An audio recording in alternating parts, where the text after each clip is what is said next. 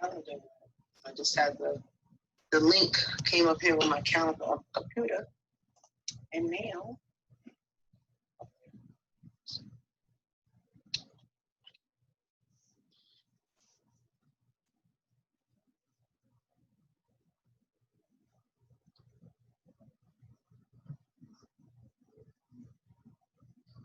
hello, pictures.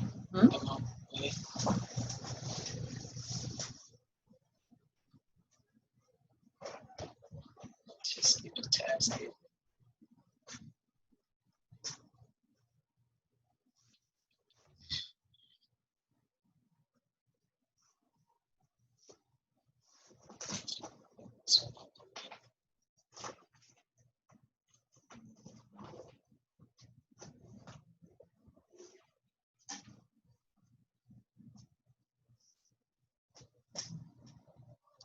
Trying to click everything.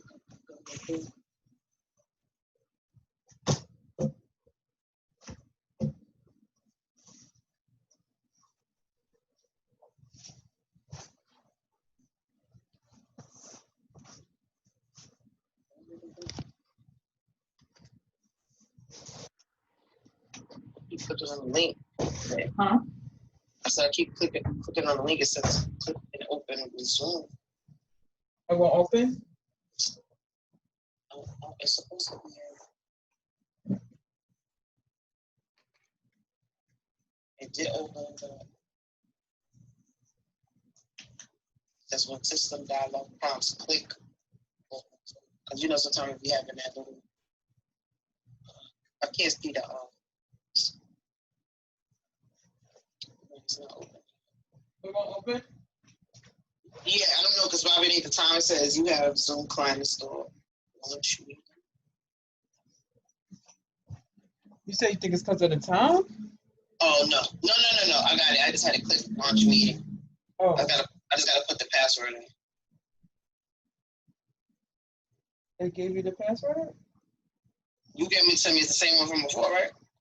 Yeah, well, why the link won't just let you get in? Because when you have the link, it usually don't even need a password. Yeah, you invited me. I still need the password.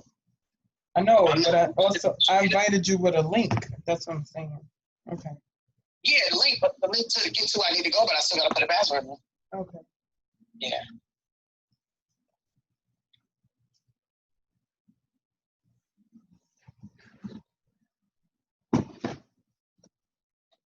They so stupid.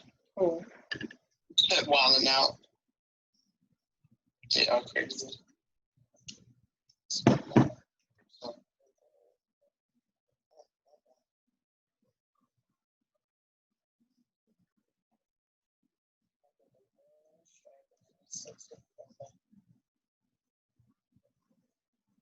Oh, I didn't even edit none of these yet. What? I didn't edit all the pictures. Wait, am I on?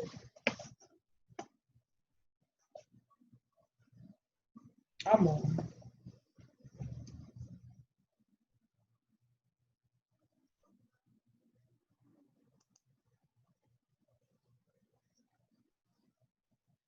What's workplace.facebook? What's that?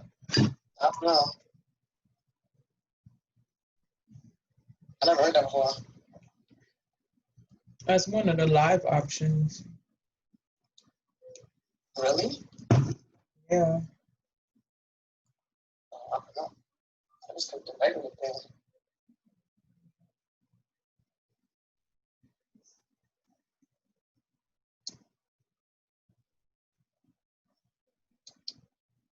Oh. What's happening? What? You logged in? No. What's the password? I'm gonna kill you. Hold on. Wait, I gotta go to the. Wait, now what? Follow my ass? I'm thinking your ass logging in. You watching Wildin' Out. No, I'm editing pictures. Shut up. What the hell? I ain't really. I'm a sabbatical. Leave me alone. Shoot. I don't come. Leave me alone. Looking like a mom, like my screen froze.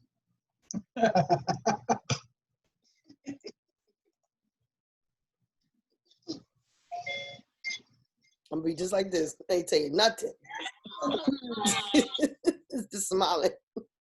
I'm be like, everybody, She could be here today. she couldn't be here today, but we gonna look at her memory. She is. She behind the screens. You better go ahead with your big professional cup. Those glasses is cute. Thank you. Those is real cute. Well, you want to see the new ones? Oh, plus I was about to order those from Zillow. Hey, how you doing? Yeah, you sent my bag already, right? God damn it. I sure did.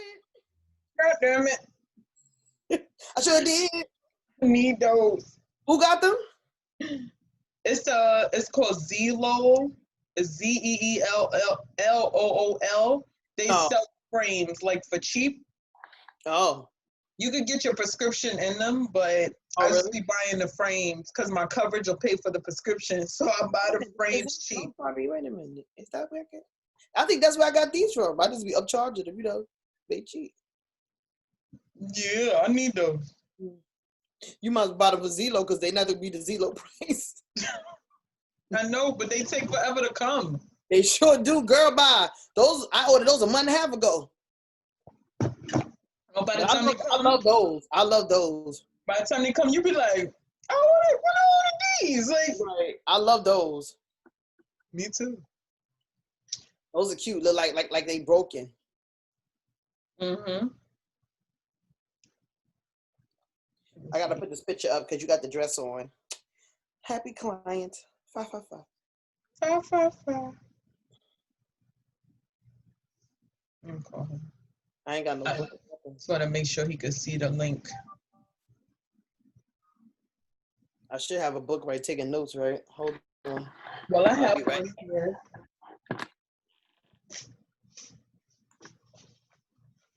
Oh, they smell so delicious. I don't see you in my waiting room. I was wondering if you got the. Okay. I see you now, yeah. Bring you in. All right, there you go. There I am. Hi. Hey, what's going on? Nothing much. Hi. Hey, how you doing today? I don't know. Well, I wasn't supposed to be on here why are you not supposed to be on here? because I wasn't feeling good today. We got to get better at this stuff. I don't know what's going on, but we can't be having everybody getting sick at the same time now. Well, I wasn't sick. I just was under weather with some, personal stuff. Okay, all right. Okay. I'm better now. I got threatened, so I'm okay. Who did the threatening?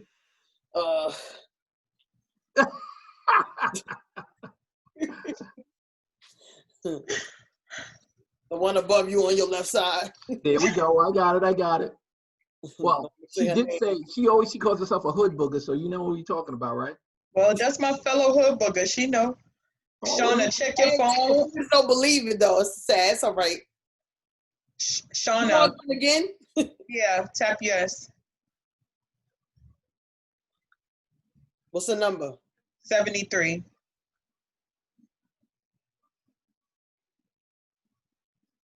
So let me see real quick. I'm gonna try to share the screen real quick and see this thing actually moves. Hold on one second. Oh, y'all disabled me. I can't do anything. Oh, you disabled? Yep. Oh, well, Nikki got to do it. I'm not even. Hold on, let me do it now. I disabled you. So what do I need to do? Hold on, participant.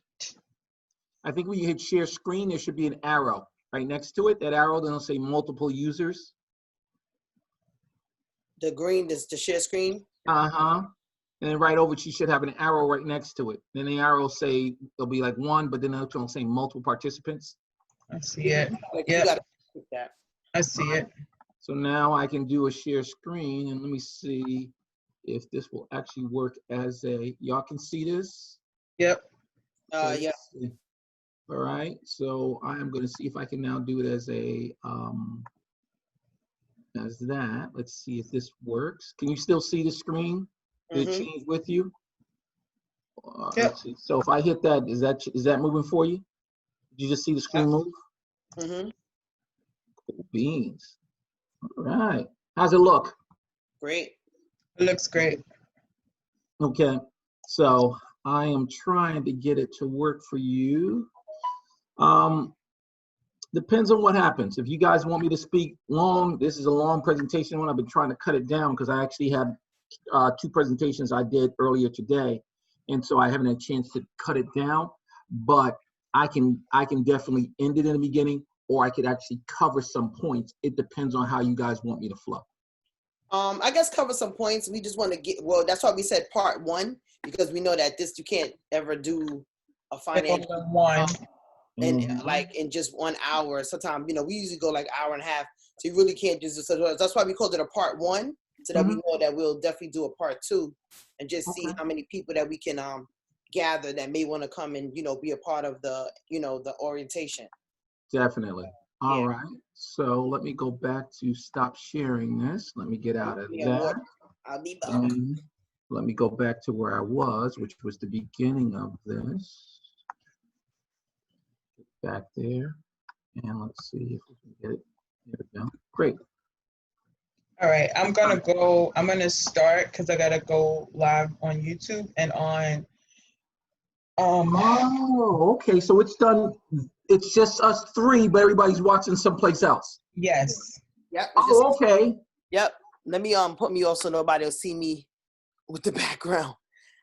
I'm double tasking. I'm over here cooking at the same time. Okay. Hold on, I'm gonna go live on YouTube and then I gotta go back and go live on Facebook. You got to teach me this, my dear.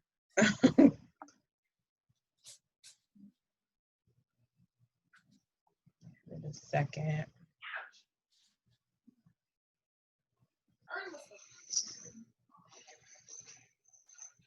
See, this is the.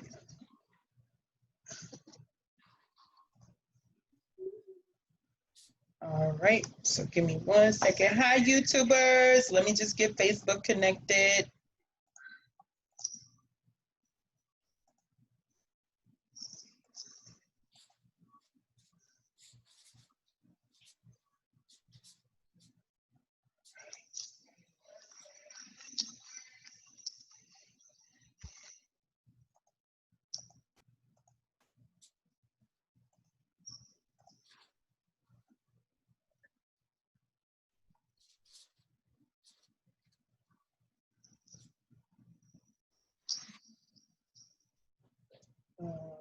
On. Should look girl, so chase her. Here we go.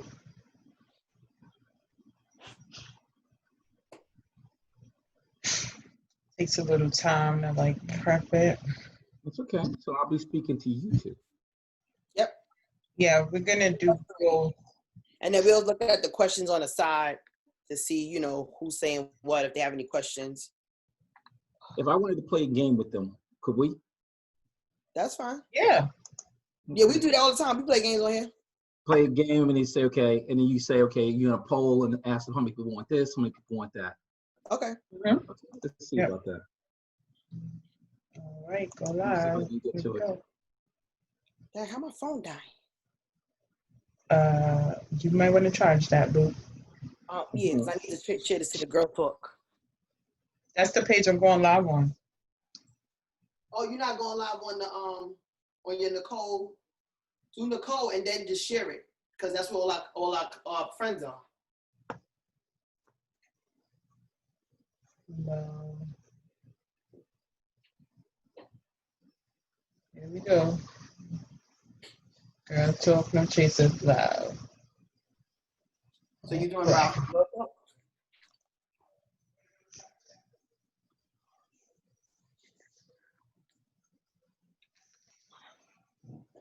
Hi everyone. We are live. Hello. We are live, Girl Talk No Chaser. I'm so excited to see you all.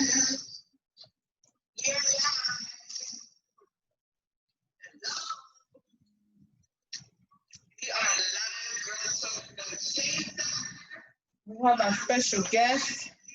I hear your back.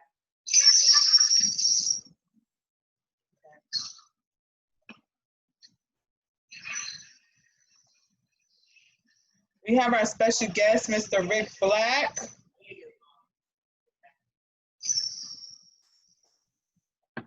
It's your girl Shauna Speaks to Inspire.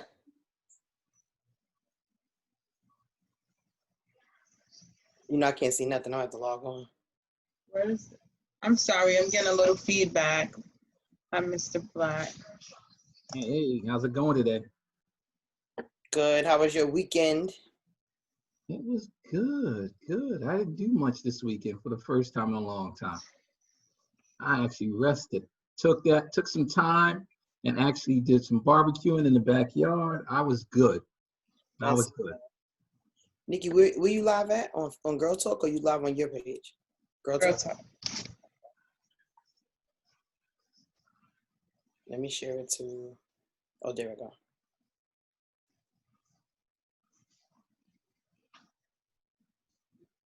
Girl Talk. I got you.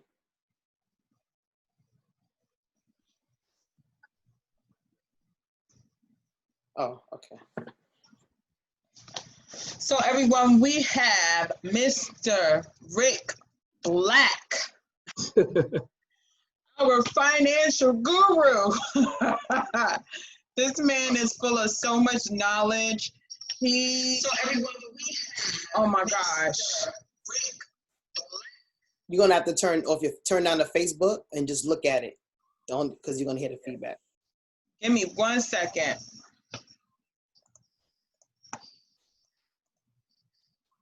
I hope you're excited as much as I am, because gotta pick the brain when you got it.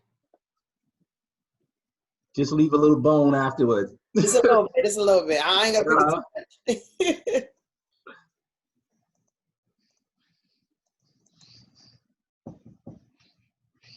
Oh, there we go. Okay.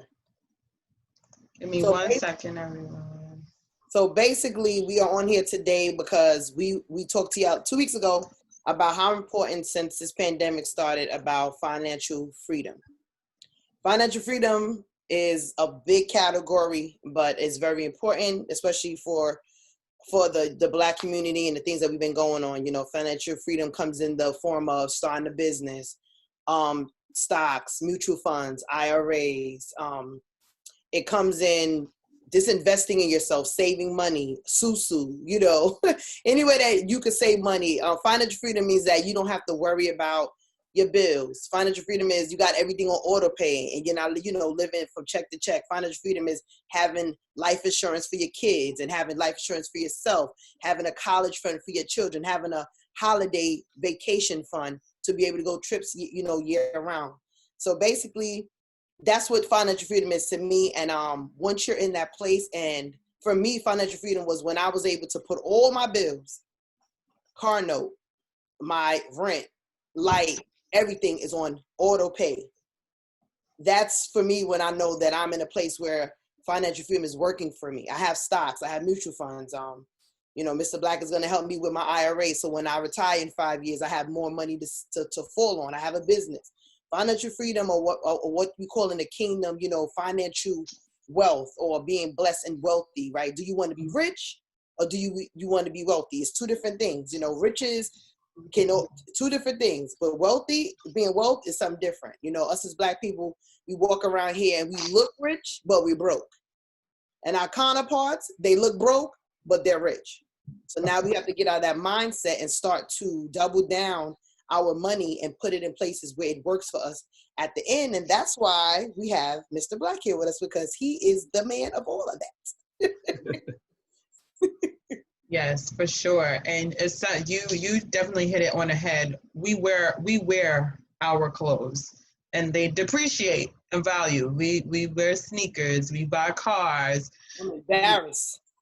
All the things that depreciate in value, those are the things that we run after. And so a lot of it is mindset. We were raised, you know, that way.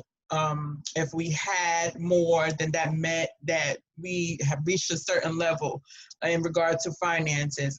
A lot of it is, you know, it's not taught in our schools. You don't learn about, you know, wealth growing up, you know. So when you do the equation, well, I didn't. not I at did this caliber. So right. when you know, you're like me, I hate math. And so in school, I'm like, I don't need this. I don't want to be an architect. I want to be an engineer. This is not going to do anything for me. And there was nobody to say, but it will do something for you. Like, and this is how it can help you, you know? So I'm so glad to have you on as well, because we get a lot of questions and people that are just on the fence and don't believe that they're able to achieve any type of wealth from the level that they are. So Right. be to have you on so that we can get clarification in that area. Well, I'm glad to be on this call. You know, I love the name Girl Talk No Chaser, which means y'all giving it real. There's nothing about it. Everybody gonna get the language and it goes for it. So for me, this is actually a treat because this is the stuff I do. Let me just briefly tell you about myself. I'm a kid who grew up in the South Bronx. I'm from the hood, so forget the tie and the shirt and all that stuff. 2 fights a day, 3rd grade to 8th grade, all that stuff. South Bronx, Claremont Projects. So with that process though, I came from a neighborhood where people worked. You know, don't get it twisted. In the hood, we work, right? We all go out. Your father goes to work, your mom goes out, and they work and they do it on a regular basis. But what happens is they come back and all they got is their check. Nobody showed them how to do what with that check and how to use it. Now they stretch that money for you. Yo, they stretch that money, right? I mean, black eyed peas to this day is my favorite vegetable. It is it, right? We do it all the time, right? But we learned it from that standpoint, but nobody showed you how to make sense of that money. Nobody was coming into our neighborhoods to show us how to work that money. Right. So my viewpoint is that, you know, you talk about numbers and math and all that stuff. I got that in spades. I actually have an electrical engineering degree. So I actually design satellites, the ones not on your house, the ones that actually go around the planet.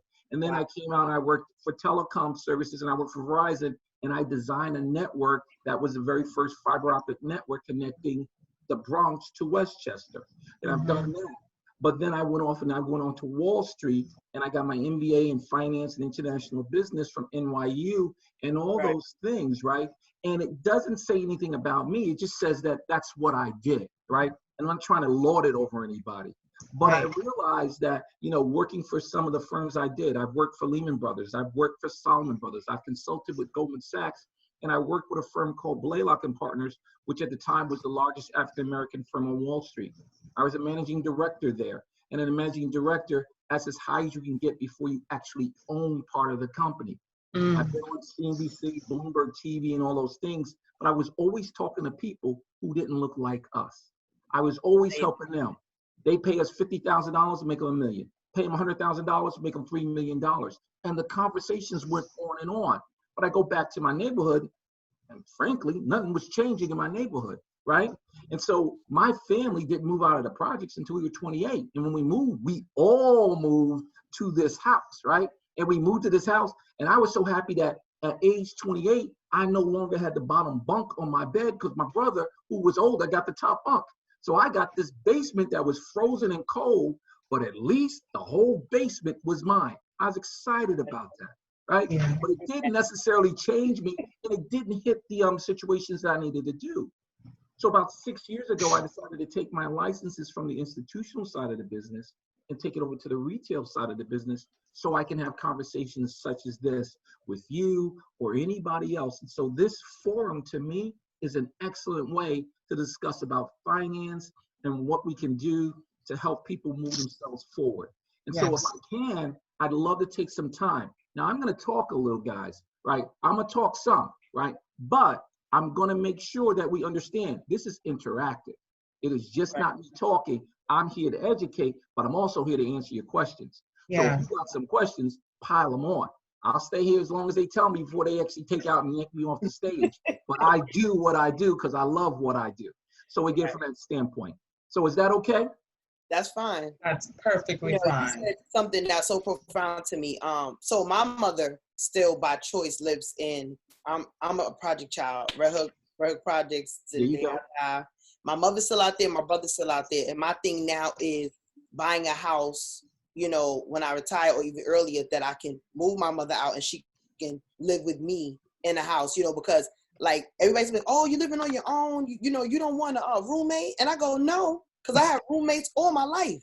Brothers and grandmothers and aunts and uncles. So it's like when you get your own bed and your own room, it's like regardless if it's just a room, it's yours. So, and you know the things that you have that happens while you live in the projects. And I think that's why we have that you know, that crab barrel mentality. Like we don't want the other person to fail. We just trying to get from under this. So like the projects, you got a bunch of us living on top of each other. You know, you're mad, you're aggravated because you can't see no way out of here. So a couple of years ago when I started to like touch, you know, finances and doing stocks and mutual funds, it was a whole different world with me. And I shared it with my friend, like, it's different. You know, it's like, I call it adulting. You know, like now, like I feel good. I mean, I could say this, I don't know when I get paid no more. I don't know. There was a place where I used to sit and be like, is it payday? Yes. You know, I got bills to pay. But now it's like, I got paid today? And I mean, and I'm not being funny about it. And they look at me, my job, like, what do you mean did you get paid? I said, I don't know. So I'm getting multiple streams of income. So my bank accounts are always full. So I'm not looking for that check like I was when I was younger, living paycheck to paycheck, buying food for my friend here, you know, but I got a city job, but I'm going in her refrigerator. So this is big for me to help and talk to our people to know, like, you know, like spending on shoes. And yes, I got, you know, I mean, we all spend money, but it's like, don't spend it when you don't have it to spend. And I think that's a lot. Like walking around with a $3,000 bag and you ain't got no food in your refrigerator, or your kids don't have no clothes, you ain't got no living room set. That doesn't make any sense. You're faking it to people that don't even care after they see it. Right. So now it's like, let's walk around here and be frugal about our money and put our money where it works. So when you get older, you know, a lot of my friends of my job, I work for the city, they're retiring at 30 years old. When I was 25 and now, they're staying there 30 years to push their kids through college and they barely make it. And guess what happens? When they finally retire, they die. They don't even get a chance to even enjoy that pension that that's they're not gonna get the full thing, because you gotta wait 6 months after just for the pension to mature. That's true. Yeah. And it's heartbreaking. I promise you, I got 4.5 years ago. I'm not giving them a 4.92 or nothing. Okay? I'm trying to get off this job early, to be honest. So this is important to me to bring this to the forefront, you know, to those that want to change, want to learn how to save money, want to know what an IRA is, want to know what a CD is, how to put your money, where to put it, how much to put, you know, and how you know, being a child in the hood, you know, my way of flipping money was drugs and stuff. Now I want to flip it the right way. And I'm being real, you know. I want to know where to put my money at legally. And I ain't got to put it in the closet under the bed and hope nobody, you know, in the shoebox. You know, that was our bank. Everybody know, right? Where's that, right? Where my grandmother's bank was, her bra and her little sock on the side, her sock. That was her bank account, you know? Yeah. So this is different. This is so different. Hey, Amy. Hey, Imani. Hey, Edgar. Michelle, thank y'all for joining us. Yes, it is different. I can honestly say that it was just recently, for me, like a month ago, that I had one of those, I got paid moments on a Saturday. Like I was going, making sure I paid everything for the month. And I look at my account, I'm like, where does money come from?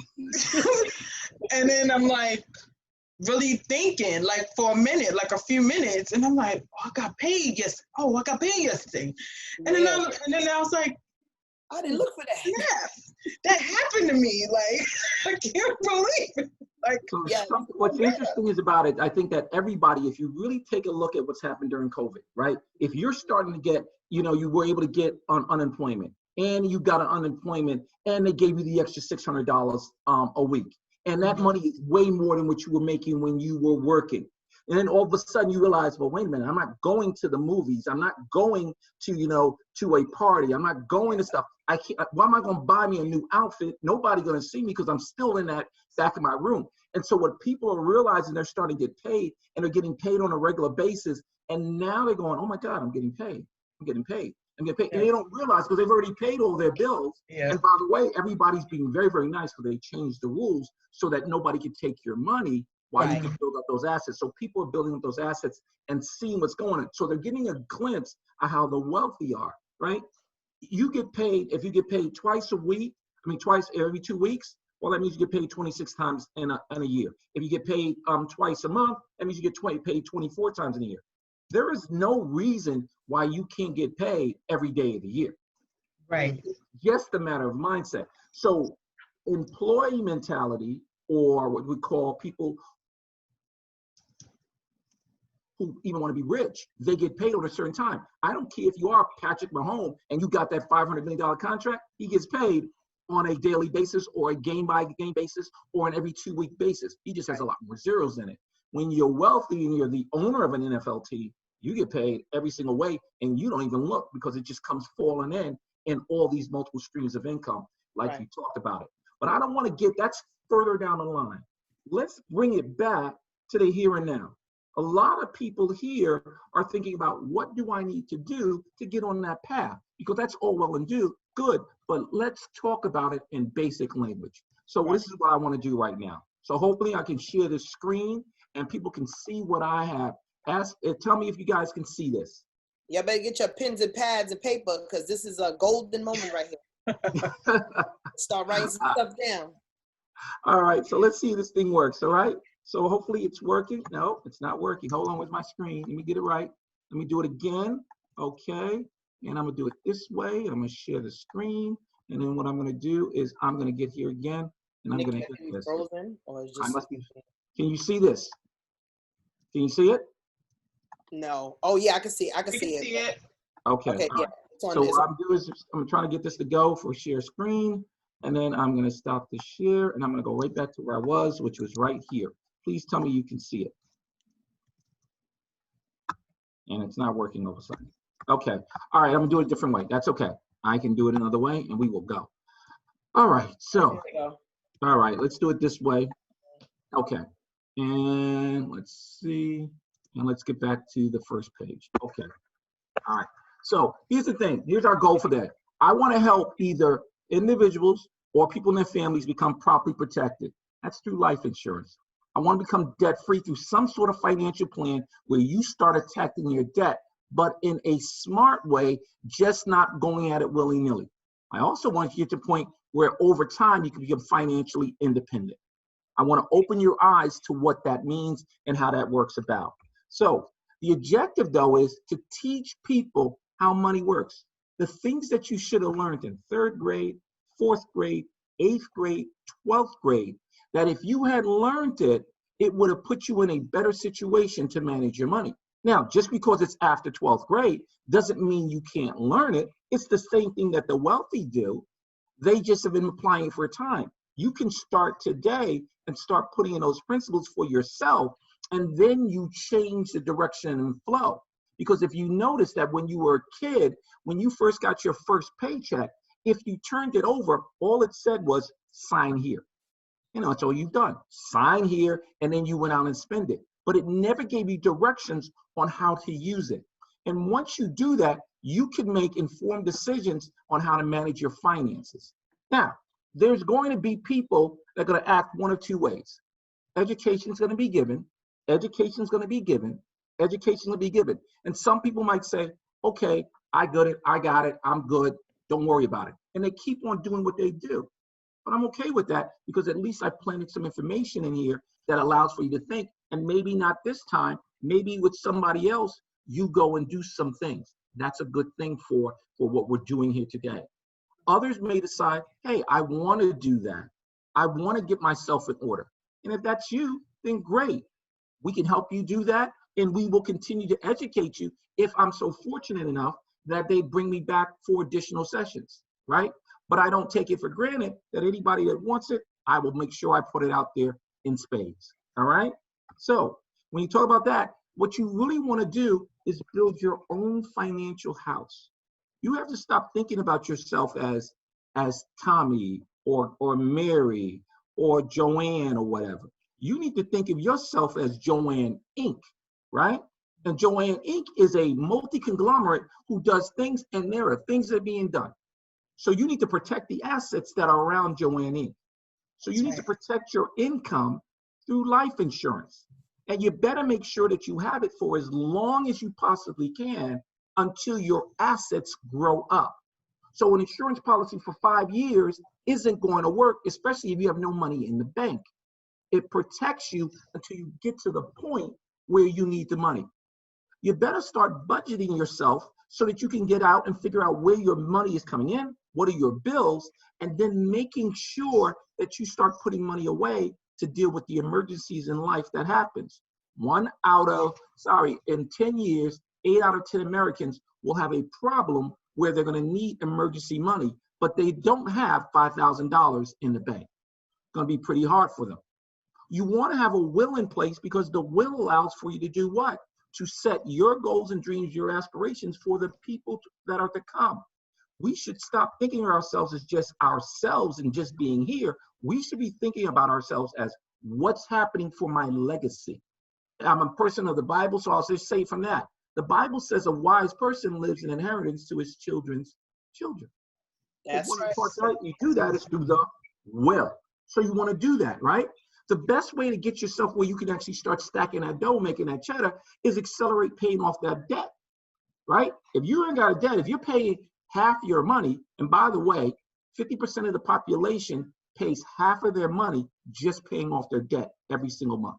Wow. 50% of the population, right? So if you accelerate paying off your debt, and now you ain't got to worry about that half of your money going to debt, now you can stack it in investments.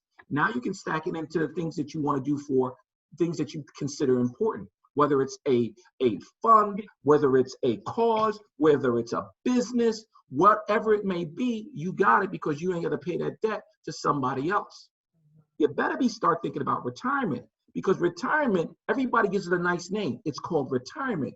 Don't get it twisted. Retirement is what you do. It's called self-imposed unemployment. Self-imposed unemployment. That means that you just made the decision that you ain't going to get a check from the government, because if you're unemployed today, they give you unemployment insurance. You ain't got no money set up and you didn't do the right things for yourself. How are you going to live your life and you got a 19, 20, 25-year run in which you don't have any money coming in? Life is going to be totally different, right? And if you have children, what are you doing for their education? Would you like your child to have enough money that if they want to, they can take that special test that now gets them into Harvard University or another Ivy League school, and then Harvard says, hey, you don't make enough money, so now we're going to give you a free ride? They are thinking about these ways. Harvard and all the Ivy League schools did this about 5 years ago. If you make $100,000 or less, you're considered poor. If you're fortunate enough to get in their school, free ride. If you make I hear this? free ride, Ivy Leagues, that's what they do, right? Here's the other thing. If you make under $250,000, you're still considered needy. So if you make a little bit more cash, if you get a child in there and you're making $230,000, Harvard goes, oh, that's too bad. Here you go. Get some more money for your child. Because they're still looking to it, because their goal is to make sure they produce the next generation of leaders. And since people of color are becoming the next generation in the majority, right? In the plurality, you got white people still being there, but people of color are becoming the larger population. They need to train up the leaders. So they're looking for ways to put money into you, put money into your education for your children. And then what about your other goals and dreams? Did you stop dreaming when you were 15, 18, 20, 21? Oh, I got to work hard. Dreams are for some other people. No, they're not. If you put your financial house in order, you can dream for those long-term goals for yourself. Hopefully that makes sense. All right. So when you look at it from that standpoint, right? Let's see, I'm trying to get this to move. Hold on. Great. The first thing you want to do is you want to define the problem. What's going on in our lives, right? And I don't care who you are, there are two things you got to deal with. No matter what. You can be black, white, red, green, tall, short, from another country, another world, whatever. The same thing happens. You got to deal with dying too soon. All right? Dying too soon. The other one is living too long. Let's talk about dying too soon. Right? You see the lady there, nice lady, right? She's there, but unfortunately she's gone on. Now, grandma's going to take care of the baby. Yeah, she's going to take care of what's going to go on because she feels that's her grandchild. But when you pass away, what happens is there's the physical death If you're spiritual, all right, religious, there's a spiritual death that's going on. And then lastly, there's an economic death.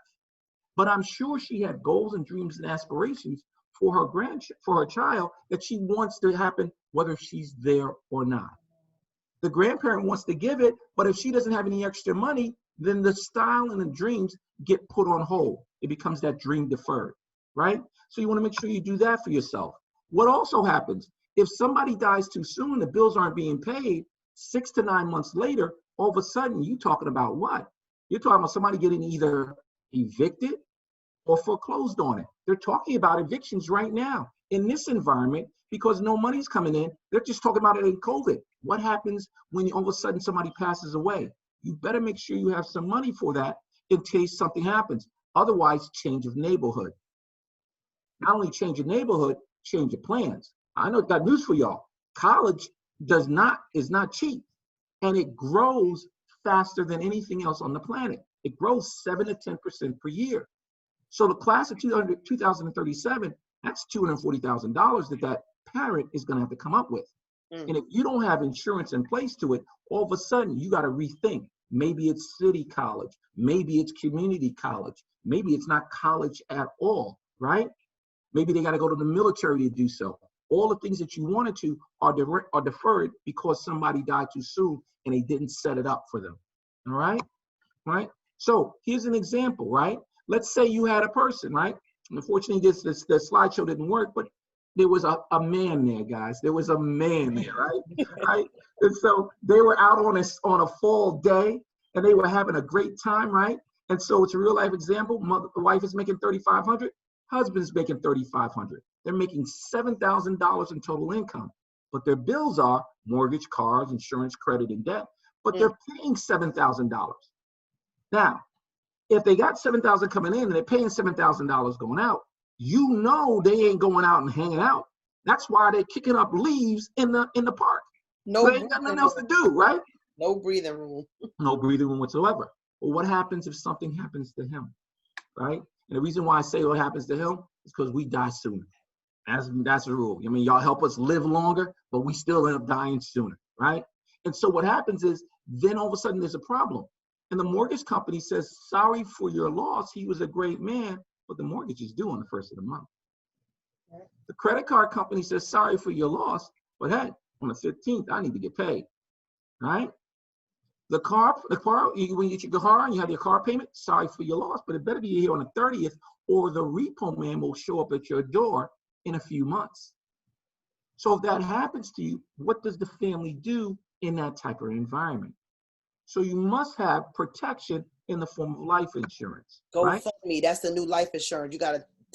Nah. GoFundMe don't work. I'm being sarcastic because that is the new life insurance. Everybody is putting bodies on hold to try to raise money, and it's not it. Well, let me be real about what happens with that. Let's say they do the GoFundMe, right? And so what happens is, by the way, you have a certain amount of time to, if somebody passes away, God forbid, that the body must be taken out. Otherwise, the morgue or the city starts to charge you storage fees, and they build up. That has nothing to do with when they actually bury and what the pallbearers and the undertakers do. None of that stuff in play. But here's the thing that's really important. Okay, so now you go GoFundMe. Now GoFundMe does, and it says it's $15,000, and that takes care of the burial services. Okay, nobody comes and say, okay, we're going to now give you $100 a month for the next 17 years to make sure you pay. No, the GoFundMe took care of the burial, and now you're trying to live day to day without that money being in that household. So now you're in financial trouble, even though it may have been successful. And I hear that time and time again. So let's think about it from this standpoint. Let's talk about income protection. What if you had a toaster and it was in your kitchen, and on the 1st and 15th of the month, $2,000 popped out of it? I bet everyone on this call would like that toaster. I would buy 2 of them. You get 2 of those, right? Right. You probably put a plastic thing around it. You probably take $500 and have a guard stand out in front of it, and you make sure your baby would do it, right? Yeah, exactly. Well, most people would insure that toaster to make sure that if it came out, they came out with the new model, and the new model pops out $2,000, not $2,000, but $5,000 every month, Yes. right? That's They good. would do that. So most people insure it. But here's the unfortunate part. There's no such thing as a magic toaster. You're the money toaster. You're the money machine for your family. And so you got to think about it. If I'm that person, then it makes sense for me to insure that person in the household. And I need to do it not for just a day or 2 or 3. I need to make sure that I deal with the 2 issues. If somebody passes away, there's a 3 to 4 year period in which people mourn over the loss. But there's a 5 to 10 year period in which the income that is lost has to be made up. 5 to 10 years. So if you make $50,000 in income, you should have as a minimum $250,000 in insurance. You should have up to $500,000. And if you listen to Susie Orman or Dave Ramsey, when they talk to people who are affluent making over $100,000 a year, they talk that you should have 20 times that amount. So they're talking about $2 million in insurance. If you don't have it, then you're looking for financial problems for your family. And you can do it when you're younger and when you're healthy, because those are when the insurance is much more inexpensive for you to buy from that standpoint. All right. So there's 2 types of life insurance. I'm not going to get into it too deep and not going to go into all the things that go through it, but there's cash value insurance and then there's term insurance. Cash value insurance deals with people who have insurance that has a term, which they give a little bit of coverage, and then they build up assets. Most of our people are put in this particular category. Why? Because they don't understand how their money necessarily works. So they like the fact that the insurance company is taking care of them by building up cash. Wow. They like the fact that it's cash. And what you've done is actually put yourself in a hole where the insurance company is now taking advantage of you. Because when you have cash value insurance, whole life, universal variable life insurance, they give you a little bit of coverage for a lot in cost. Then they take the cash and they build it up over time, very, very slowly. When they build it up very, very slowly, it takes you forever for the money to grow. All right? Then they say you can use the money, but if you use the money, you got to borrow against it. Well, at the point was it was a savings account for me, why am I borrowing money that's always mine? If most of you got money in the bank, if you had to walk into the bank and they told you that if you wanted to take out $100 of your own money, but you had to pay interest on it, you would basically tear up the place. Well, when insurance companies give you whole life, universal life, or variable life insurance, that's exactly what they're doing, right? And then you think that you get both of those things. No, you get either or. Wow. Insurance to your family if you die too soon, right? And you get the cash fully without any problems if you live too long. Now, live too long on policies that are issued in the last 7 years, that means you get that cash free when you turn age 121. Oh, wow. Okay. So I don't know about all y'all, but we're gonna have their marbles intact at age 121. What kind of party am I gonna be doing at age 121? I don't wanna do that. So what I'd rather do is take it apart and separate it by term. If I get term insurance, I get a lot of coverage for a lot less money. I also take the savings and I can then invest it in mutual funds, as you talked about, Shauna, and get a better return on average. And that money is now mine when I need it in the future for whatever reason I may be, emergency, short-term savings, or whatever I want to do. Does that make sense, Steve? Yes. So I have a question. So Sure. between the two, speaking to, well, I have, like, sure, we talked about this. Mm-hmm. So somebody that's maybe watching and not really asking questions, I'll ask it. Like, what is the best one to have, and how much should be the minimum that you have coverage for when it comes for life insurance? Great questions. Great question. So first of all, you should always buy term insurance. You buy term insurance because you get a lot more coverage for a lot less money. Okay. So, you know, if you grew up like I did, hey, I would go to a place where it's on sale, right? So if insurance is giving me a lot more for a lot less, then that's good for me. The second aspect about it is that I get to then take my savings and I get to invest it, but I do them together. And if I do that together, I'll end up with a lot more money on the outside, that when I am literally looking at the point where I need it, I've got all this cash at hand and I never have to borrow against it. So that's from that standpoint. In terms of how much coverage you should have, it's always based on this particular rule. 5 to 10 years of whatever your income is, because that's how long it takes for the family or the other loved one to make up that money if it's not there.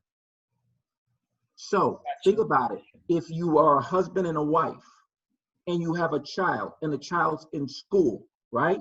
Now somebody's missing. Maybe one was working close by, but the other person worked very far away. They've got to change their job to be closer to the child. Or they got to hire somebody to take care of the child. Or they got to think about, hey, I can't afford this rent. All those things have time that I have to do to figure it out to be able to live my life. So I want to make sure I have the money in place to do so. Having 5 to 10 times that amount of coverage gives me that freedom to make the right choices and not upheave my family's life. Does that make sense? Yes, that definitely. Okay. Someone wants to know, what if you already have life insurance? Great. So if you have life insurance, first, is it enough? So think about take your number, take your calculator out. Everybody take out your calculator. Figure out what your salary is, right? Take your calculator out. It's on that smartphone. I know it does other things besides calling and texting. There's a calculator in there. If you make 50,000, you multiply by 5, you get 250. If you make 100,000, you multiply by 5, it's 500,000. It's a simple calculation for yourself. But understand this. This is also, insurance gets more expensive the older you get, and it also gets more expensive the less healthier you get. Our bodies start to break down as we age. So if you can't do that, understand the principle, oatmeal is better than no meal. What do I mean by that? Get insurance, get as much as you possibly can get for as long as you can possibly get, but get it where it's affordable to you. Insurance should be nothing that actually bankrupt you in the process. Any other questions? Not so far. I think Okay. everybody's listening. Good. All right. So let me just keep on moving then. All right. Let's define the problem again. What happens if you live too long? Happens to everybody, right? People are living a lot longer. People want to retire at age 65. Actually, the law says you can only retire at 67 if you want to get full Social Security. But 67, but it says that you are now retired and now you have to live what people think on as average 19 to 20 years. So you better make sure you got at least 19 to 20 years of income that allows for you to live that life. Otherwise, you're doing just like this gentleman is, working way past his prime. Or you're doing like this lady here is, working past their prime. Don't tell me you ain't been in a McDonald's and you've seen older people working in those places because they don't have a plan for themselves. Or they're working in a mall and they're cleaning up, right? You see that. If you go to Costco, the young person lets you in, and either the older person is either giving you the free food to sample, or it's checking you out as you leave the store. That's because these people did not have a financial plan for themselves, and hence they are figuring out that whatever they have in place isn't enough, and they need to make more income. You don't want to be in that situation. So we have a question. Sure. In addition to insurance that your employer offers, how many other policies should you have, or is that enough? Okay, great. So the very first thing, if your employer is offering you insurance and it's free, take it all, right? But understand that the employer's insurance has a lot of limitations to it. So your employer insurance doesn't deal with the fact that if you become disabled, that means you're not receiving a check. After a period of time, that insurance will not cover you. If you're not working, there's 48.7 million people who have filed for unemployment during COVID. Those people no longer have insurance through their job because they're no longer working for that job. So you better make sure that you have something outside of it. Now, in terms of insurance that you're supposed to have, typically one policy is all you need as long as you got the right policy, right? What happens is that when people, typically when I hear that, that's somebody that happens to have one of those cash value policies, because the cash value policies don't give you enough coverage for the money that you're paying. If you got term insurance, you can have a lot more coverage for a lot less money, and you can take the savings and you can build up your cash value so that you eventually become self-insured. Because if you have money at the time, then you don't necessarily have to have insurance when the policies in both cases get a little bit more expensive. All right? Okay, sounds good. So just going on further. So the problem with money is that it doesn't come with an instruction manual. There's no manual on your back of your check. Last time you check, I mean, a lot of you guys get paid in your direct deposit now. But y'all remember back in the day, you get the check and it turns out it just says sign here or endorse here, right? That's all it does. And it doesn't teach you to do anything but to spend it. And nobody came in our communities to teach us how to spend our money or save our money, but they sure told us how to spend our money. There's a place everywhere you want in every community that we are involved in where people are literally telling us how to spend our money, but nobody wants to show us how to save it, right? And that's the funniest thing. Everything you have in life comes with an instruction manual. That iPhone you have has an instruction manual. That brand new TV that you can't turn on and get all that stuff has an instruction manual, right? Even some of these new found shoes have instruction manuals in it, right? And they got all this stuff, but nobody teaches you how to play with your money and work your money right, all right? So you got to think about it. You got to look at retirement as a three-legged stool. There's Social Security. If you are fortunate enough to work in a city, local government, or for a strong union, you might have a pension. And then there's personal savings, right? Now, if you think about it, Social Security used to be the end-all be-all. Back in 1935, 36, when Delano Roosevelt put it out, it was because if you looked at the pictures of the Great Depression and you watched all those people who were hungry and out of work, they used to have these food lines. And the food lines for New York would start all the way down by Wall Street, and it would wind its way up to Central Park. And you had to get on that line very early, because if you didn't get there, let's say you got on at 10 o'clock in the morning, at 4 o'clock, there weren't many lights going on up there. If you didn't have it, then they would say, sorry, it's too dark, they're cutting stuff off, and you're not getting paid, food, so you got to wait until the next day. And when you look at those pictures, you saw older people and young people. Older people and young people being the people in problems. So what they did is they created Social Security so never that our older people, our elderly, would be in a situation like that. Well, it wasn't bad back then, because when they started it, 42 people roughly worked for every person that retired. So it took a little bit from you, Shauna, a little bit from Nicole, a little bit from me. It didn't hurt us, right? But after the war was over, all these baby boomers have come, right? That's the biggest generation ever. And since then, we've got more and more people. And because the economy has grown in different ways, what happened is Social Security has dropped from being where 42 people paid for every one person. In 2010, that's numbered down to 3. I have a question for you to cut you off. Sure.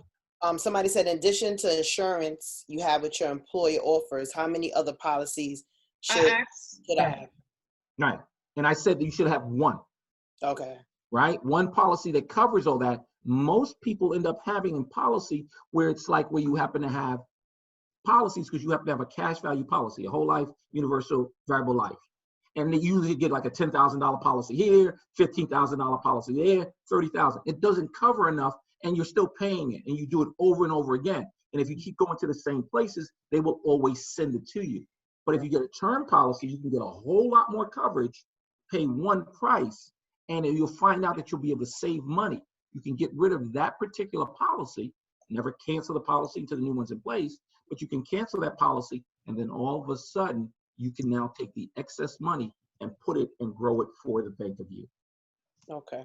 All right?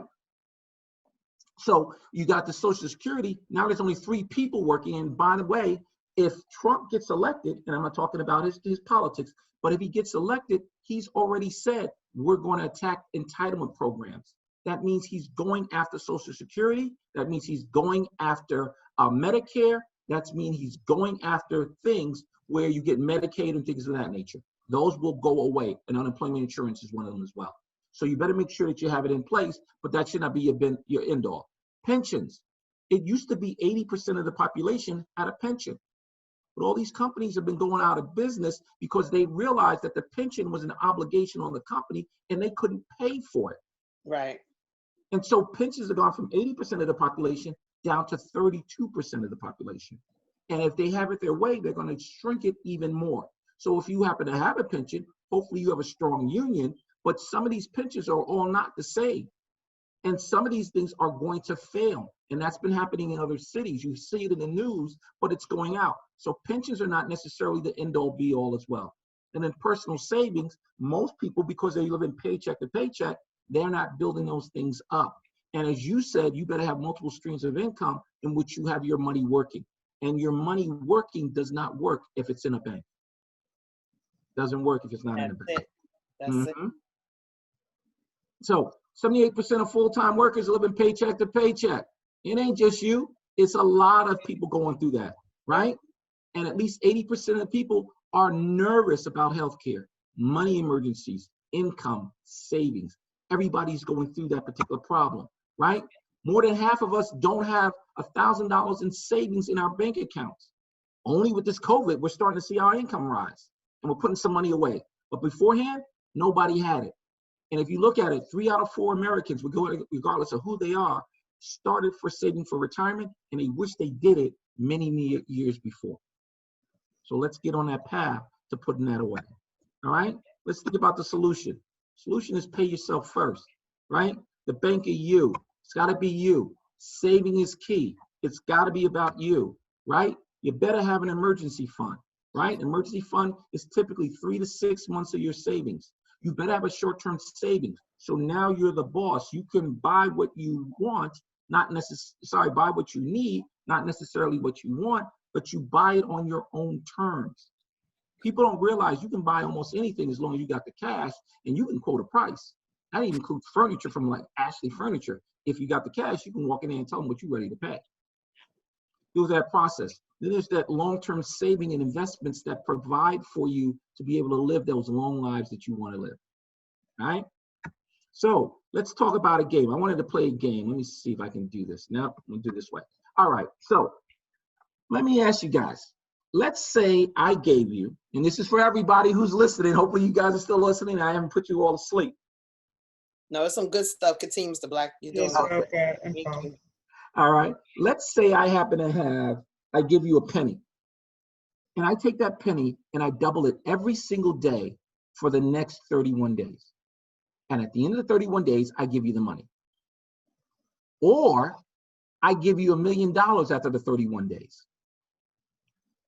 Ask your audience which one would they want, the penny or they want the $1 million. Ask them.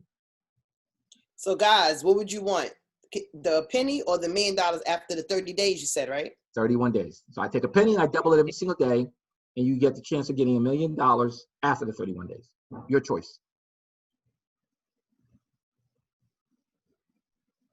It's a question for y'all to answer, guys. Don't be shy. Answer. There's no wrong answer.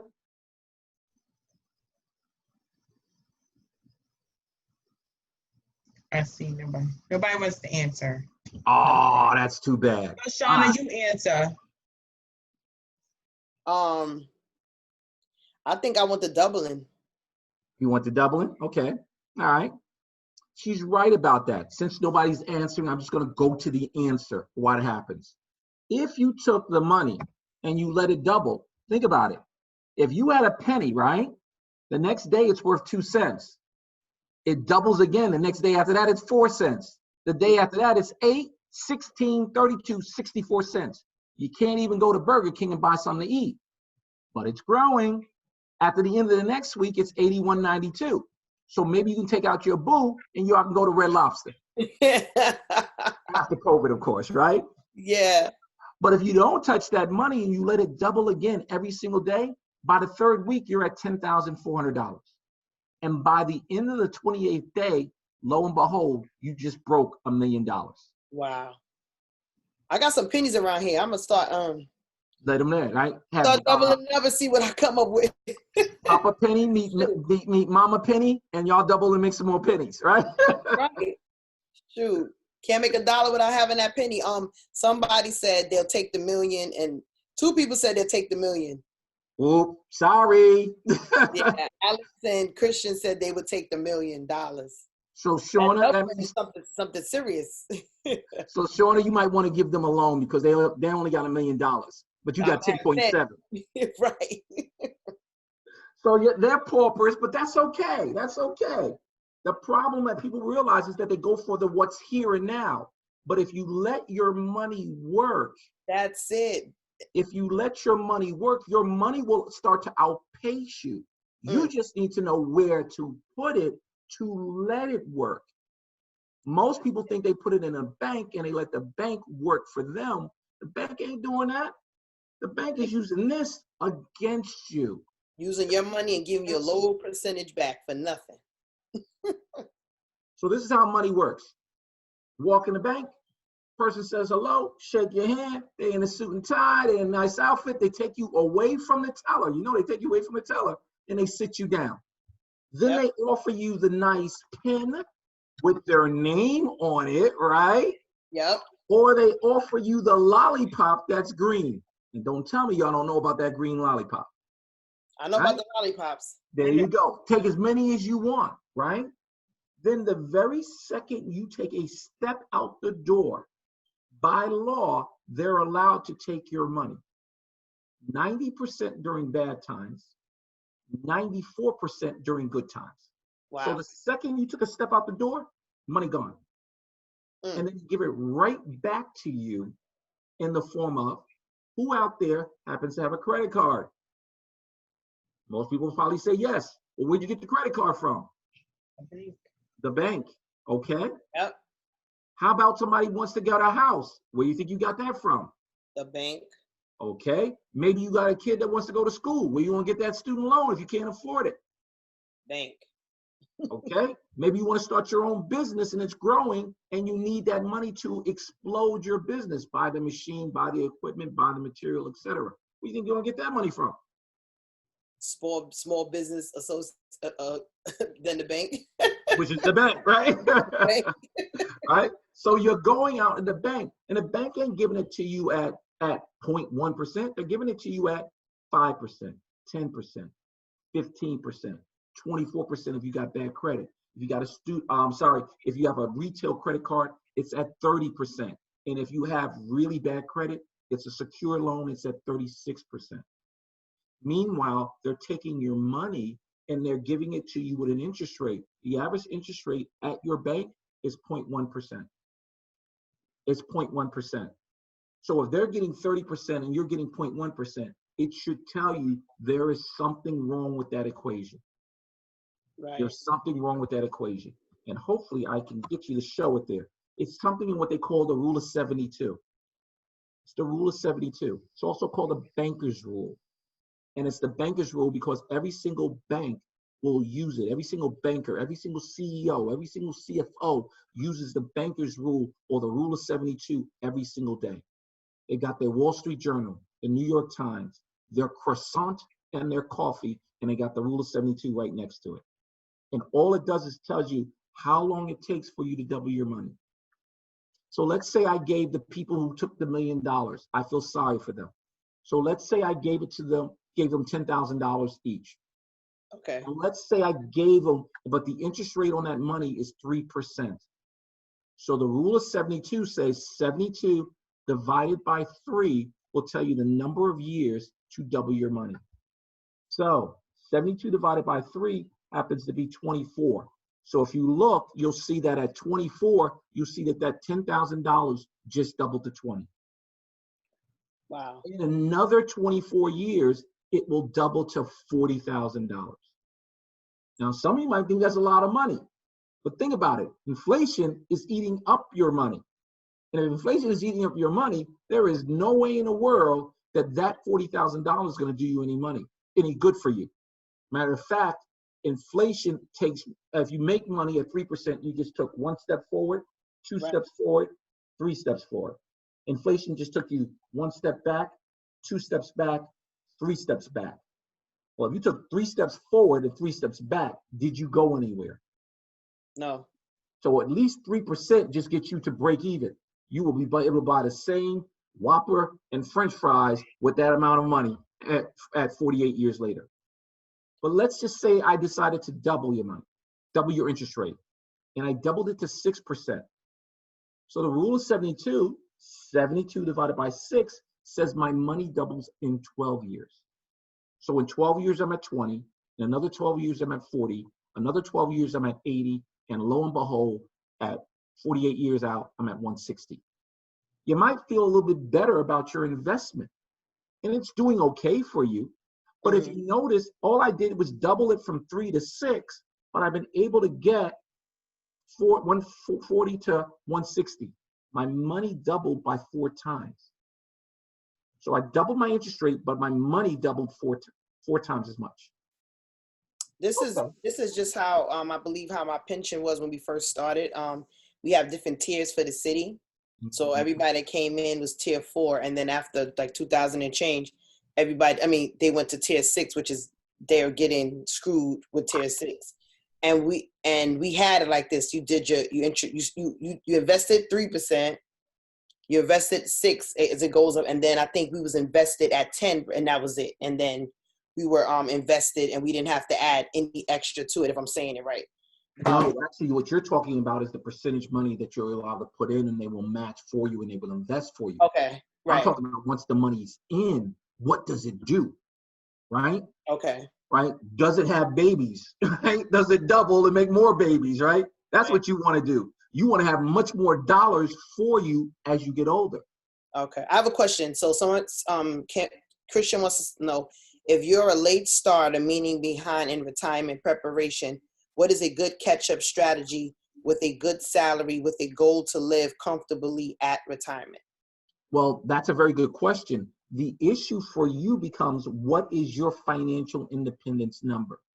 Notice I said your, and then I said financial independence number. Okay. Everybody has an individual financial independence number.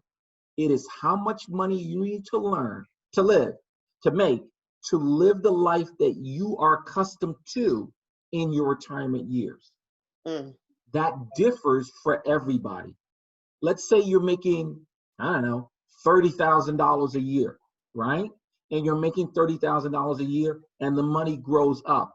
If you want to, when you get to a retirement age, to live off of $30,000, say 35 years later, well, then you better have roughly $1.1 million in your bank account just to live a life of making $30,000 a year, which is a $2,500 a month check. That's all that is. So financial independence depends. If you're a person that makes $100,000 a year, well, you have a different lifestyle, which means that your financial independence number may be a lot higher for you. And then you got to understand this inflation is working against you. So $1 today doesn't spend the same as $1 in the future. Y'all know it. Think about it. It's true. McDonald's, right? And they talk about that $1 hamburger. Y'all remember back in the day when it was 50 cents or 60 cents? I got one better for you. White Castle. Yeah! My murder White burgers. Castle burgers are like $3 now. I remember you used to get 70 cents, 80 cents. Now it's like you could spend an easy $10 and get about 3 burgers versus before you could get 15. Exactly, right? Yeah. And remember, since I'm a project person, when somebody came home with the 10 murder burgers, right? And he was like, yo, that boy got it large. He got 10 burgers. He only spent like $4, but we always thought it was like so much money. Now you can't buy that stuff. But let me get back to understanding this. This is about money. This is how your money's working for you or working against you. This is how your money works for you or against you. So if I give you $10,000 and I give it to you and I'm going to grow your money at 3%, then this is your money. So this is working for you. This is what you get to keep. Okay. So the rule of 72 says the number of years for your money to double than what you get to keep. Right. So if your money is making 3%, then it will double 72 divided by 3. That comes out to be 24.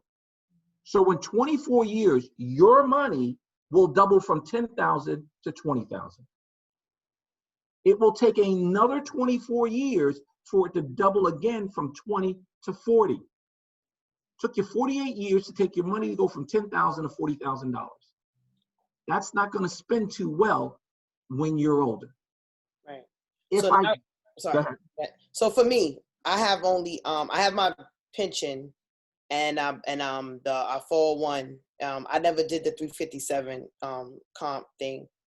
And you Mhm. know, so what do I do knowing that I just have 5 years to retire, and then I guess, you know, they take my best 3 years and that'll be my monthly allowance, I call it, you know, aside, like what would be the best thing for me to do now at year 5? I just made 20 this year. Okay, so one of the things that you have to understand is this, all right? And I'm gonna get back to this rule of 72 because this is, if I know you don't remember anything, you better understand term insurance and you better understand the rule of 72. That's what I want y'all to know. I Okay, just took that picture. I'm gonna definitely study take that. a picture of it, but I do want to explain it after. But to answer your question, you've got a pension, which is good for you, but your pension only gives you a certain amount. And I know that's why you're stacking those hours, because you're trying to get it as high as possible to get that percentage. You're going to get to do that. But that typically only pays you 40 to 60% of whatever you were making, depending on what tier you're in Right. the city, right? So let's assume that you are in tier 1, 2, or 3, or maybe you got a better pension. 4. Okay, then you're that pension where you're around 60% of whatever you make, right? So if you're at $5,000 a month, then you'll get $3,000 coming back to you. If your lifestyle is more than that, then you need to make sure that you're taking not only the money that you're putting away, but you're taking your money out of what we call tax deferred growth, because you're in tax deferred areas. And I want to create for you tax-free areas. You got to get to the point where the money can't be touched by the government, because all that money that's growing up, the government's going to want 30% or 24%, depending what tax bracket you're in. So we got to talk about that, but that's an individual conversation. I don't want to go that deep with everybody because I do want to understand this. Okay. So like I said, so Thank you. if you took, no problem. So 6%, if you had $10,000 at 6%, your money grows. It gets bigger, it gets bigger, it gets bigger, but it grows at a better rate. So 72 divided by 6, you also take out your calculators and figure this out. 72 divided by 6 comes out to 12. That means your money doubles every 12 years. So your $10,000 grows to $20,000 in 12 years. 12 years later, that $20,000 is $40,000. 12 years later, it's now $80,000. And again, at 12 years later, it's now $160,000. Now that's good growth, but I know by now y'all don't focus on that green, because that green is showing you some serious stuff. And that green looking real right over there. It does, but it's still just the get in that green. But it's the rule of 72 working for you. 72 divided by 12 is 6. That means your money doubling every 6 years, right? So 10,000 grows to 20, 40, 80, 160, 320, and all of a sudden you at $2.56 million. Now here's that 9th grade math, 8th grade math, 7th grade math, if you don't remember. Do you all remember exponents? Do you all remember the powers? Remember? 1 to the 2 power, 3 to the 1. Third power. That stuff, right? Divided. He's like, what is the purpose of all that stuff? Well, if they had told you the powers, and then the very next day, they say, now that you understand how to do it, now I'm gonna show you how to double your money and make that loot, you would have came home and told everybody in your family, and I guarantee you, somebody would have mastered this stuff, all right? So think about what happens. At $40,000, when I doubled the interest rate, I got 4 times as much money. But when I doubled the interest rate again, I got 16 times as much money. That's 4 times 4 is 16 for people who are thinking about that. That's also 4 to the 2nd power. So money works based on exponents. So if I now get you 24% on that investment, that means I'm going to get not 4 times 4, I'm going to get 4 times 4 times 4. That's 64 times. And it's not 64 times the 40,000. It's not 64 times the 160. It's 64 times the $2.56 million. That means And that's in 48 years. that would be in 48 years, that person would have $163 million if they got a 24% I'm 45, return. so Good numbers, right? it's good numbers, but I need something to be hitting me while I'm 67. I'm 45. I don't know about 80 nothing. I need to be able to live off the money. That money I'm gonna be living to my grandkids. Yeah, that is true. But if you had that type of return, hill or something, right? But if you had that type of return, now your money's making so much money. Now think about it. On the other side of the coin, who did we say we were borrowing money from when we put our money in the bank? The bank. What's the credit card rate for most people when they take out a credit card? I don't know. I don't have no credit cards. Okay. Most Except people will one. tell you, all right. Most people tell you it's 24%. So the bank is making that type of loot off of you. The average person puts about $10,000 in a bank account over their life, and over that time, the bank can make that type of money off of you. Wow. And that's why they're more, that's right. And they're more than happy to give you the pen with their name on it or the lollipop because they're going to take that money against you. They bought in bulk. They did that. They bought in bulk just for you. You want 10, right. You want 20. Right. That's it.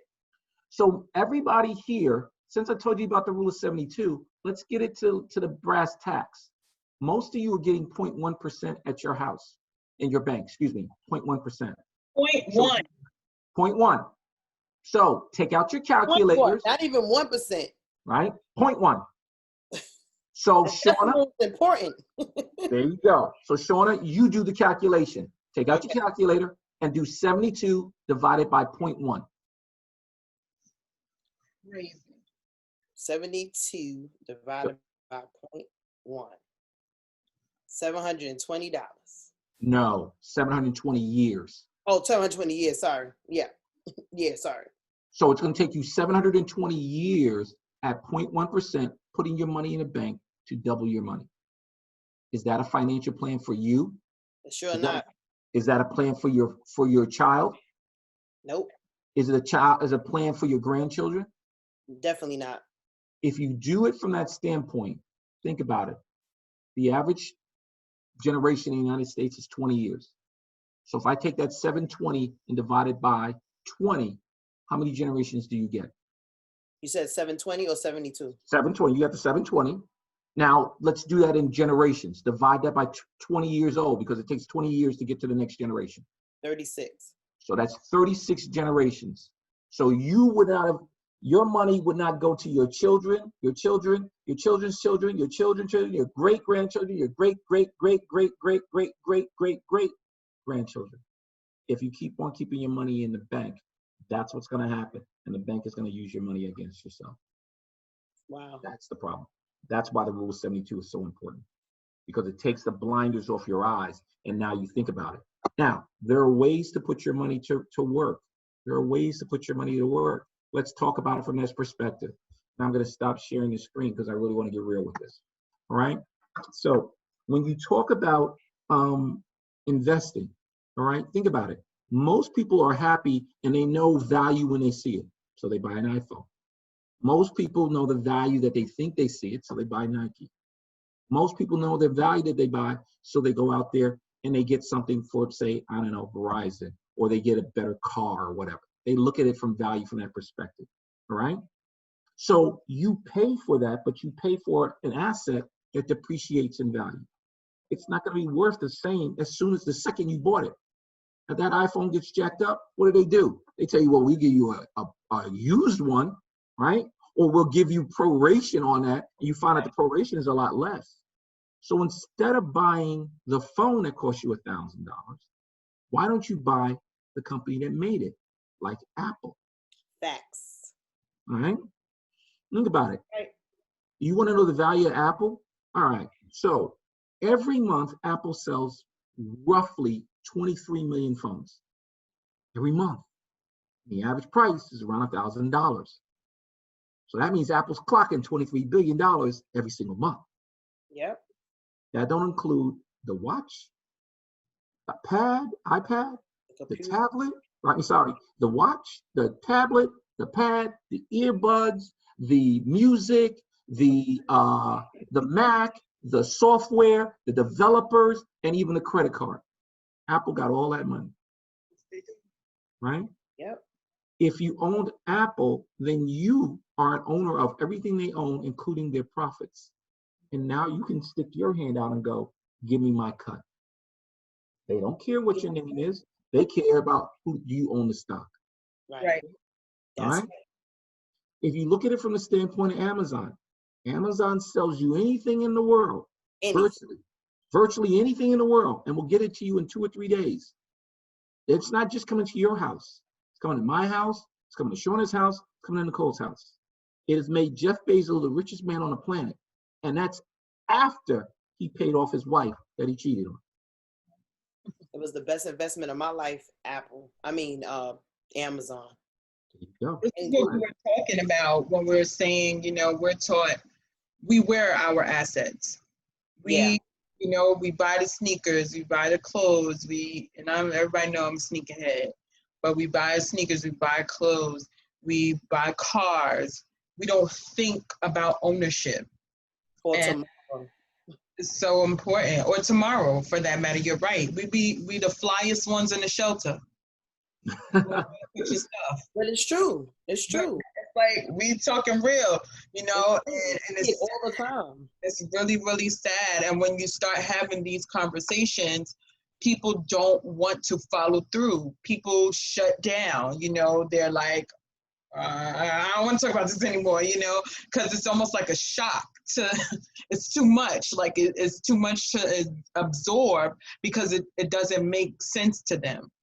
So yeah, this is so important. It's so important. And if you didn't realize it in these last 4.5 months that we've been quarantined, you're in sad shape.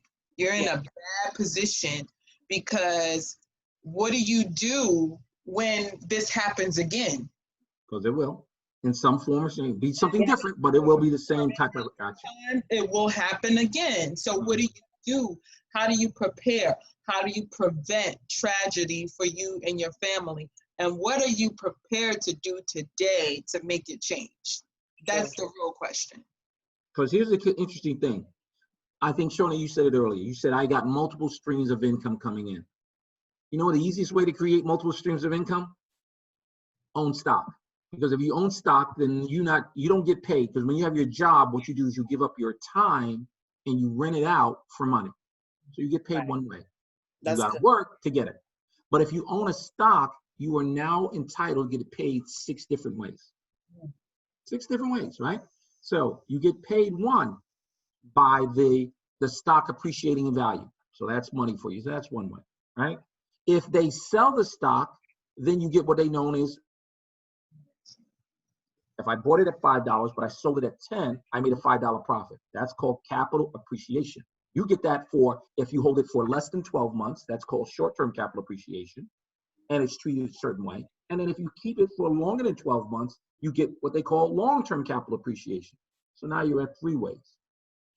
There is money that's paid on for a company where they say, hey, since I'm holding your money and I don't grow that fast, what I want to do is rent your money out and I will pay you back like interest. But the interest is called a different term. It's called dividend. They call it a dividend. So a company like Verizon is very, very large. It has 170 million people, and each person pays $100 a month on it. So Verizon's making what, $17 billion every single month? But Verizon gets paid and they have a lot of money going in. But their problem is they got to build out their new network. Their new network is 1G. No, it's not. It's 2G. No, it's another network. 3G, 4G, 5G. They're at 5G. That means Verizon has built out a network 5 different times. So they need cash.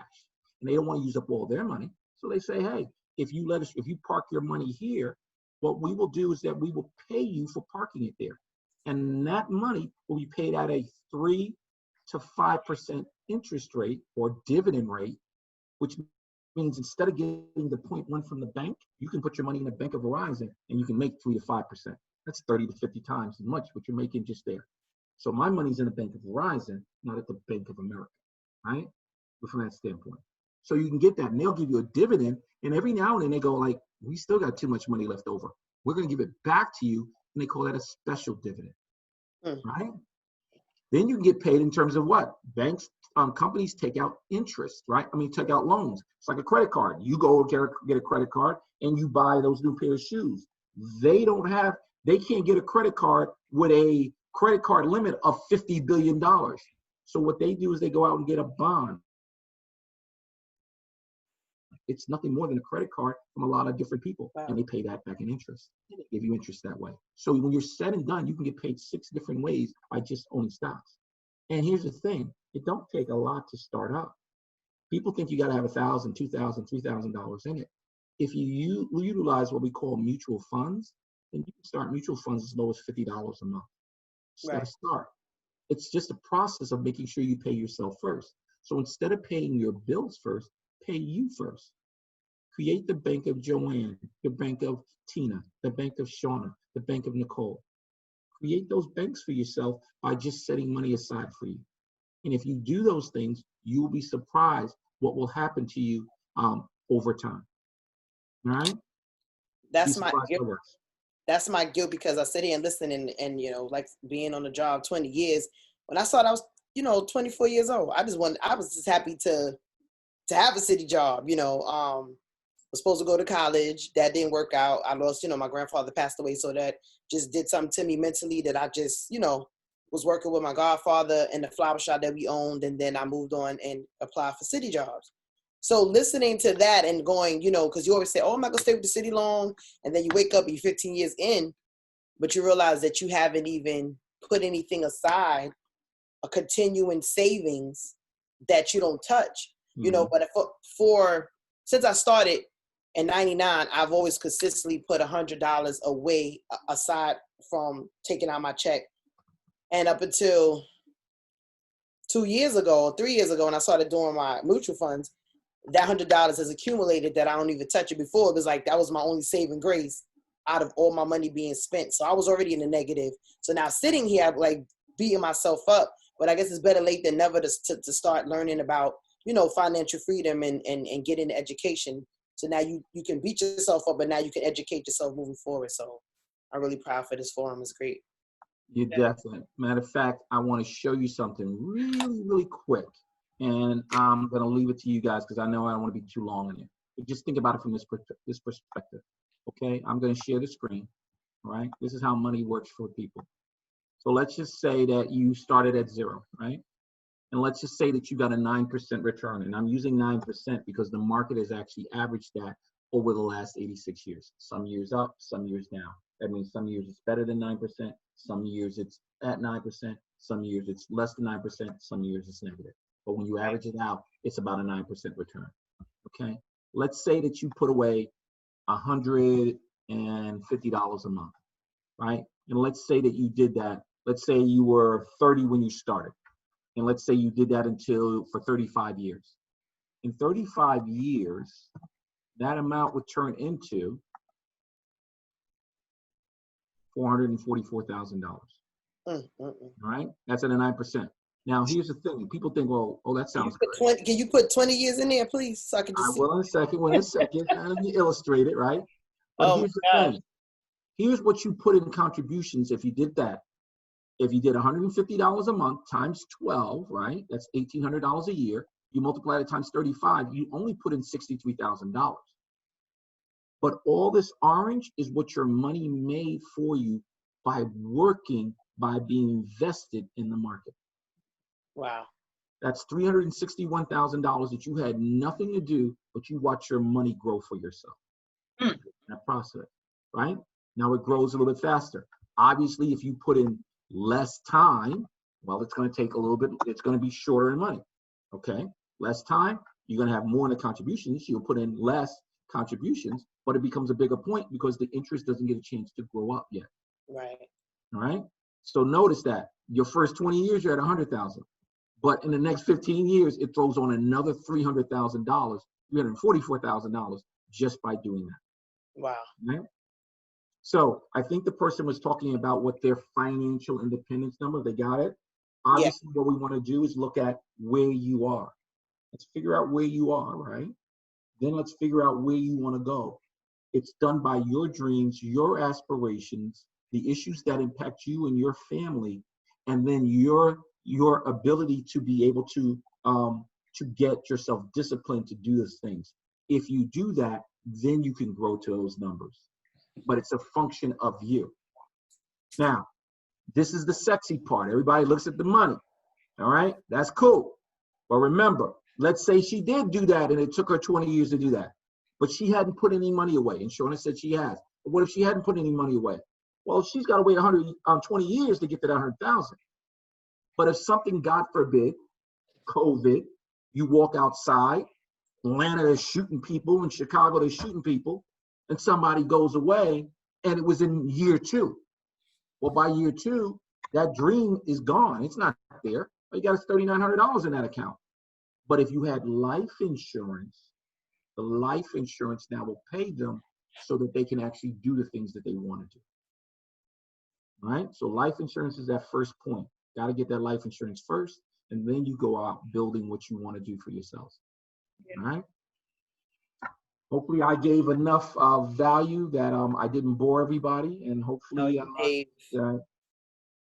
top-notch stuff. Like, you got bored with this, then you're at a whole different place in life. Yeah. See you when you get there. Right. Yeah. I don't see how you could get bored just understanding how to make things better financially for you and your family. But we are definitely going to have Mr. Black back. We have to, because for part 2. We knew we couldn't cover it all in one session. It's a lot to absorb. We want to give people a chance to absorb all of the information. For those of you that are out there and would like to continue the conversation one-on-one, you can either contact me or Shauna, girltalknochaser@gmail.com. We will make sure that we get you in a meeting with Mr. Black so that you guys can talk further and for your specific situation. And I'm telling y'all, he's the bomb. I told y'all when we came on, like he's very knowledgeable in this area. And one other thing, before I stop that, one other thing. I do this because I want to make sure that there's a difference in people. So if you do take that opportunity, I'm not charging you. Did y'all hear that? Great. Hold on, let me wait. I'm about to sign up in my own email. Hold on. Hold on, sir. What did you say? I'm about to sign in my own email. Did y'all hear that? Let me just he sat on here for an hour and a half with you guys and gave you his whole rundown, gave you meat and potatoes with steak on the side, an apple pie, and a milkshake. Okay, and then he goes say, I do this because I want to change for my people, and he's not going to charge you for the consultation? If you're asleep, get off here, please. And if you want to change and you want to start seeing your money work for you, please hit us up, Girl Talk No Chaser. This is unbelievable. And I just want to add from my personal experience, not only does he not charge you, but he takes his time to make sure that you understand.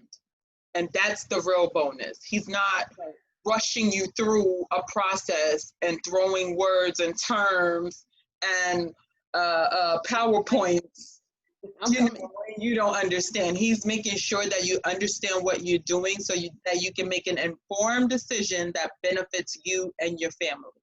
So again, and he's kingdom minded, kingdom wealth, kingdom rich. So that's another thing. And just like our bishop says all the time, he said, you do something that you love to do, that you can get paid for, but you give it away for free. And this is exactly what this man is doing right now. He does this every day in his sleep. His dreams is dollar signs and making a difference.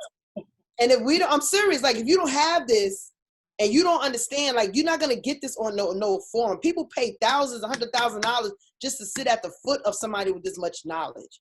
And we brought this to you because we don't only talk about just relationships, but how can you be a wife, a husband, if your credit is bad, you live in paycheck to paycheck. Me and Nikki got in an argument last conversation because I said, if you got less than $5,000 in your account, something is wrong. She got mad at me, but I don't care. Like, enough is enough. It wasn't so mad, but I was No. started. That's all I'm saying. That's all I'm saying. We are adulting. This is 2020. 2020 came and showed this whole crack. I'm over it. Financial freedom is where it's at. No matter how you got to do, people done open up businesses. I'd rather you take $1,000 or $100,000 and put on a business and it fail than you fail and not do it and not realize what it could have been. Like, this man has come on here and he got so much more he can tell us. That's why we having a part 2. But the part 2 is how you could be a part of a great team to make money by doing what he doing. But we're gonna save that for another time. So we talk about IRAs and financial freedom and getting him to talk to you about how to get your life insurance set up, how to get your IRAs and your mutual funds. That's the stuff that you have multiple streams of income. When I tell you, I'm living witness of it. A living witness of it. It would change your life. You don't understand. Really I told you, my thing for me, my accomplishment is to don't know when I get paid. You don't even understand how big that is just for me. That's my personal testimony. Or to have your bills on auto pay. That's what I'm saying. Right. That's it. That's it. The only thing they ain't on auto pay is my cable bill. And it cut off, and that's when I know I gotta pay. And that's not because I don't got the money. It's just I just don't have that on auto pay.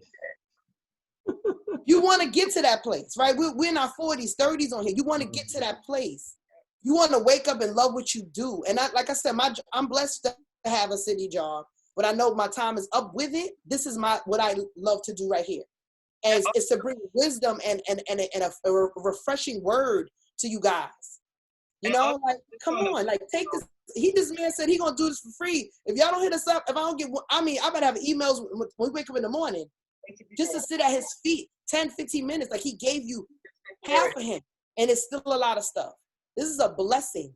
Another thing I want to say too is that, everybody is, heightened with what is going on in our world in regard to the ongoing racism and police brutality, and they're marching and breaking up stuff and burning up stuff and flipping over stuff and destroying things.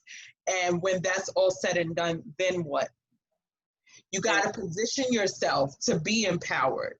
It's not enough to be out in the street screaming, Black Lives Matter, help us do this, we're doing that, we deserve this, we deserve that. If you deserve it, it starts with you. It starts with you. And Dr. Miles Monroe said that one of the worst things you can do is demand ownership from someone else, because that means that you are basically admitting that you don't have what you're asking for. Wow. Let that sink in. So again, girltalknochaser@gmail.com. Hit us up. Let us know that you want to have another one-on-one with Mr. Black. Also, Mr. Black, can I give a fun fact about you? Don't you dare. Not yet. No. Okay. Okay. I'll wait. So when y'all come back, I might be able to give a fun fact, because a lot of y'all Kingdom people are going to love this. But anyway. Well, I'm just saying, suck in the background.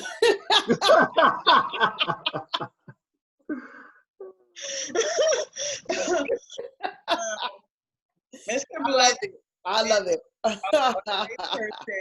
And a lot of you are in love with someone else that he is closely related to. That'll be the fun fact. Maybe we'll play a game and do a giveaway if somebody gets the answer right on that. So we're gonna let you know when the next, when part 2 is coming. And you guys can always email us your questions ahead of time so that we have the answers prepared for you. And also, if there are some of the things that we didn't cover here, like, kind of let us know what else you would like to know. Make sure you invite your friends, your Yes. family to a watch party. Yes.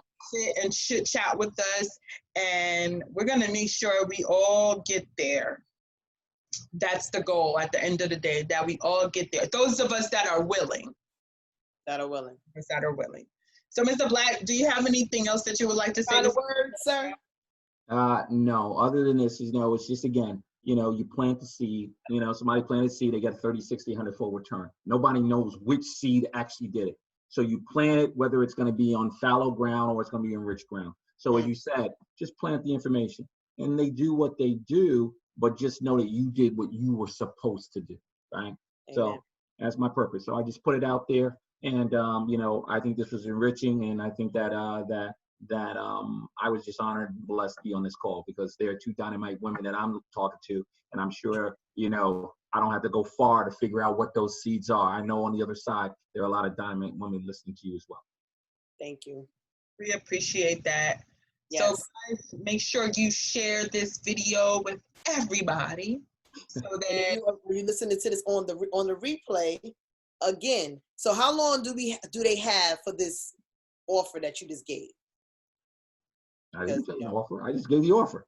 Okay, because Negroes, they come and be like, 18 years later. When we watched the video in 2020, you said, sir. So we just, because just saying, the people expect you. This is, he's saying that for $50 a month. $50, okay? Some of y'all smoke that in a blunt. I'm just saying. For $50 a month. Lotto tickets. Get yourself on a path of financial freedom. Right. My people perish. A lack of knowledge. It's a lack of knowledge. Lack of knowledge. We gave you the knowledge. If you perish after this, it's on you. R.I.P. Okay, because something's wrong. I'm over it. Okay, I'm over it. I'm not tiptoeing through the tulips with nobody no more. This pandemic has made me paranoid. I'm awoke. I don't smoke. I smoke in my dreams. Okay, so we got to get this together. Enough is enough. There you go. Please, we gave you the knowledge. Now take it, use it, do your research, look up what he talked about. You got the replay. We're not going to take it down, please. Yes, Nicole. I'm going to say something. So just because you said the word research, I have to go here. A lot of people go online and they use Google to research. Google is a search engine. You cannot do research on Google. It's a search engine, not a research engine. Right. Okay? I just need to put that out there. For those of you that have gone to college, you already know that. You cannot turn in a paper with Google information on it. You can't. They don't accept it. It's unacceptable. Not. So I'm just saying, people like to say, oh, I did research and I Googled this and this is that. And I'm like, no. Google is a search engine. So if you want to use Wikipedia, you can edit it. Google is nothing but individuals putting information based on their experience. That's not research. That's getting opinions from other people. That's right. Understand how to research before you say, oh, I did my research on something. Because a lot of us get the wrong information, or basically we're taking other people's opinions from their experience and saying that that's based on research. That's not research, okay? So, gave you something else for free tonight. So, we are gonna close out our show. We appreciate all of you for watching. Again, it was a lot of information, but it was good information. I'm glad you got it late on your pillow, because it's pillow talk and it's the last thing you're gonna hear, hopefully, before So you'll dream about it and you'll be hitting these emails so that we can move forward. Mr. Black, thank you so much for spending time with us this evening. We really appreciate everything that you gave us and all the seeds that you planted. You gave us more than we even expected. Sister Friend. Yes. You got anything? Yes. It's time to be adults. That's it. It's time to be adults. All right. We love y'all. Your girl trying to speak to Inspire. Yes, and this is your girl, Nicole Monique. Girl Talk No Chaser. Share the video, like the video, love the video, and we will see y'all next time with part 2. Have a good night, everybody. Later, y'all. All right. That was good.